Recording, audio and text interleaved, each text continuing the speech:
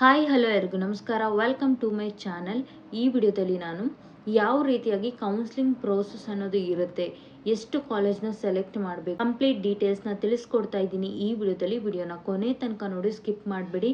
ಯಾಕೆ ಸ್ಕಿಪ್ ಮಾಡೋದ್ರಿಂದ ಇನ್ಫಾರ್ಮೇಷನ್ ಸರಿಯಾಗಿ ತಲುಪದೇ ಇರೋ ಕಾರಣದಿಂದ ನೀವು ಮತ್ತೆ ಮತ್ತೆ ಡೌಟ್ಸ್ ಕೇಳ್ತಾನೆ ಇರ್ತೀರಾ.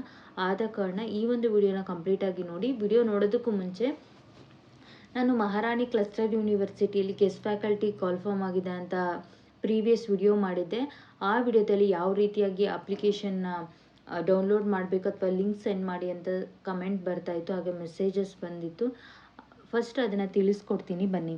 ಫಸ್ಟ್ ನೀವು ಗೂಗಲ್ ಅಥವಾ ಕ್ರೋಮಲ್ಲಿ ಹೋಗಿ ಮಹಾರಾಣಿ ಕ್ಲಸ್ಟರ್ ಯೂನಿವರ್ಸಿಟಿ ಅಂತ ಟೈಪ್ ಮಾಡಿ. ಸೊ ನಿಮ್ಗೆ ಈ ರೀತಿಯಾಗಿ ಒಂದು ವೆಬ್ಸೈಟ್ ಓಪನ್ ಆಗುತ್ತೆ. ಇಲ್ಲಿ ಫಸ್ಟ್ ವೆಬ್ಸೈಟ್ ಕಾಣಿಸ್ತಿದೆಯಲ್ಲ, ಇದ್ರ ಮೇಲೆ ನೀವು ಲಿಂಕ್ನ ಕ್ಲಿಕ್ ಮಾಡಿದ್ರೆ ನಿಮಗೆ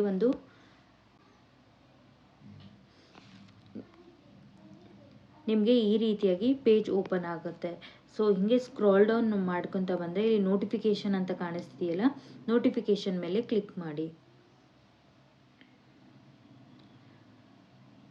ನೋಟಿಫಿಕೇಶನ್ ಮೇಲೆ ಕ್ಲಿಕ್ ಮಾಡಿದಾಗ ನಿಮಗೆ ಇಲ್ಲಿ ನೋಡಿ ಯಾವುದೆಲ್ಲ ನೋಟಿಫಿಕೇಶನ್ ಇದೆ ಅಂತ ಗೊತ್ತಾಗುತ್ತೆ. ಸೊ ಇಲ್ಲಿ application for the post of guest faculty for the academic year 2026-27 ಅಂತ ಇದೆ. ಇಲ್ಲಿ ಕ್ಲಿಕ್ ಮಾಡಿದಾಗ ನಿಮಗೆ ಒಂದು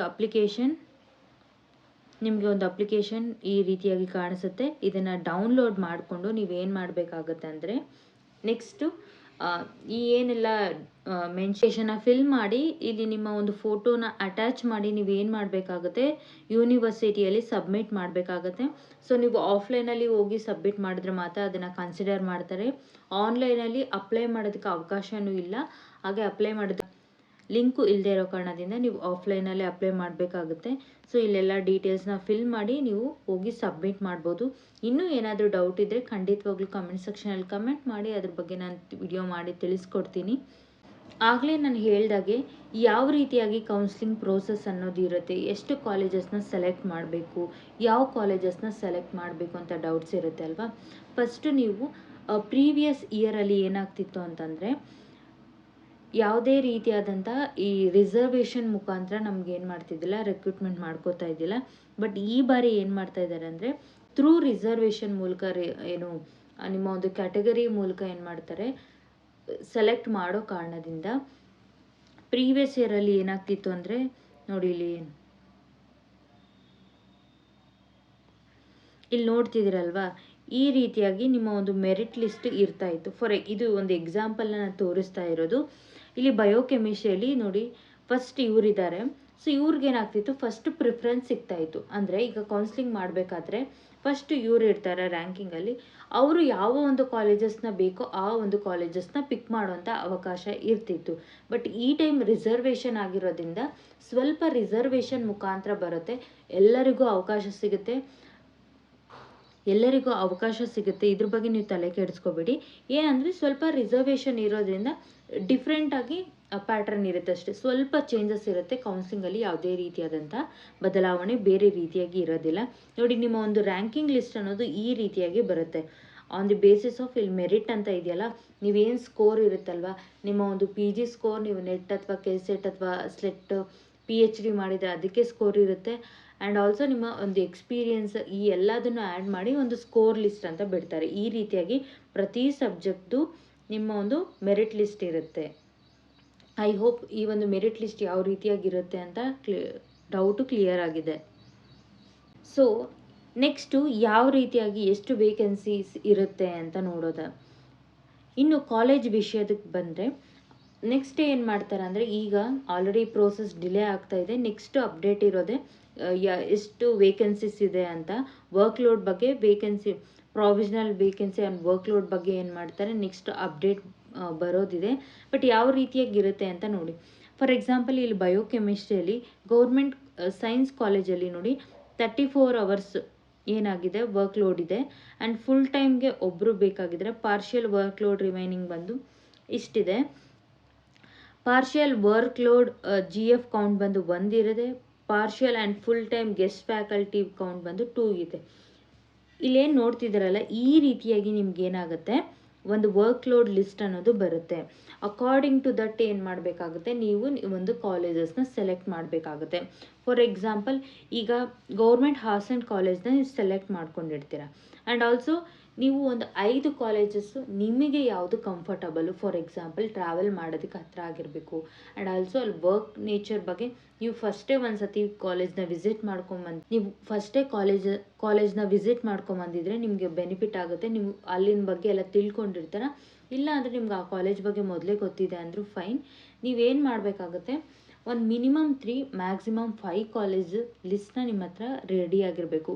ಯಾಕೆ 5 ಕಾಲೇಜಸ್ ಬೇಕು ಅಂತಂದರೆ, ಈಗ ಗೌರ್ಮೆಂಟ್ ಆರ್ಟ್ಸ್ ಆ್ಯಂಡ್ ಕಾಲೇಜಲ್ಲಿ ಜಸ್ಟ್ 2 ವೇಕೆನ್ಸಿ ಇದೆ ಅಂತ ಇಮ್ಯಾಜಿನ್ ಮಾಡ್ಕೊಳ್ಳಿ. ಆ 2 ವೇಕೆನ್ಸೀಸ್ ಏನು ಮಾಡುತ್ತೆ, ಕೌನ್ಸ್ಲಿಂಗಲ್ಲಿ ಯಾರಾದರೂ ಆ ಒಂದು ಕಾಲೇಜಸ್ನ ತಗೋಬಿಡ್ತಾರೆ. ಸೊ ನಿಮ್ಗೇನಾಗುತ್ತೆ, ನೆಕ್ಸ್ಟ್ ಕಾಲೇಜ್ ನಿಮಗೆ ಪ್ರಿಫರೆನ್ಸ್ ಇಲ್ಲ ಅಂದರೆ ಏನಾಗುತ್ತೆ ಅಂದರೆ, ನೀವು ಲಿಸ್ಟೇ ಮಾಡ್ಕೊಂಡಿಲ್ಲ ಏನಾಗುತ್ತೆ ಅಂದರೆ, ಅಲ್ಲಿ ತುಂಬ ಟೈಮ್ ಇರೋದಿಲ್ಲ. ನೀವೇನು ಮಾಡಬೇಕಾಗುತ್ತೆ ಅಂದರೆ, ಕೌನ್ಸ್ಲಿಂಗಲ್ಲಿ ಫಸ್ಟು ಒಂದು ಕಾಲೇಜನ್ನ ನೇಮ್ನ ಹೇಳ್ತೀರಾ. ಆ ಕಾಲೇಜ್ ನೇಮಲ್ಲಿ ವೇಕೆನ್ಸಿ ಇದ್ದರೆ ಏನು ಮಾಡ್ತಾರೆ, ಅಲೋಕೇಟ್ ಮಾಡ್ತಾರೆ. ಇಲ್ಲ ಅಂದರೆ ನೆಕ್ಸ್ಟ್ ಕಾಲೇಜ್ ಹೇಳಿ ಅಂತ ಕೇಳ್ತಾರೆ. ಆದ ಕಾರಣದಿಂದ ನೀವು ಫಸ್ಟೇ ಕಾಲೇಜ್ ಲಿಸ್ಟ್ನ ಪ್ರಿಪೇರ್ ಮಾಡ್ಕೊಂಡಿದ್ರೆ ಈಸಿ ಆಗುತ್ತೆ. ನೋಡಿ, ಇಲ್ಲಿ ಕಾಲೇಜ್ ಐ ಡಿ ಅಂತ ಇರುತ್ತಲ್ವ, ಈ ಐ ಡಿನ ನೀವು ಹೇಳಬೇಕಾಗುತ್ತೆ. ಇಲ್ಲಿ ಮೆನ್ಷನ್ ಮಾಡಿದ್ದಾರೆ ನೋಡಿ, ಕಾಲೇಜ್ ಐ ಡಿ ಅಂತ. ಈ ಐ ಡಿನ ಹೇಳಿದ್ರೆ ಏನಾಗುತ್ತೆ, ನಿಮಗೆ ಆ ಕಾಲೇಜ್ನ ಅಲೋಕೇಟ್ ಮಾಡ್ತಾರೆ.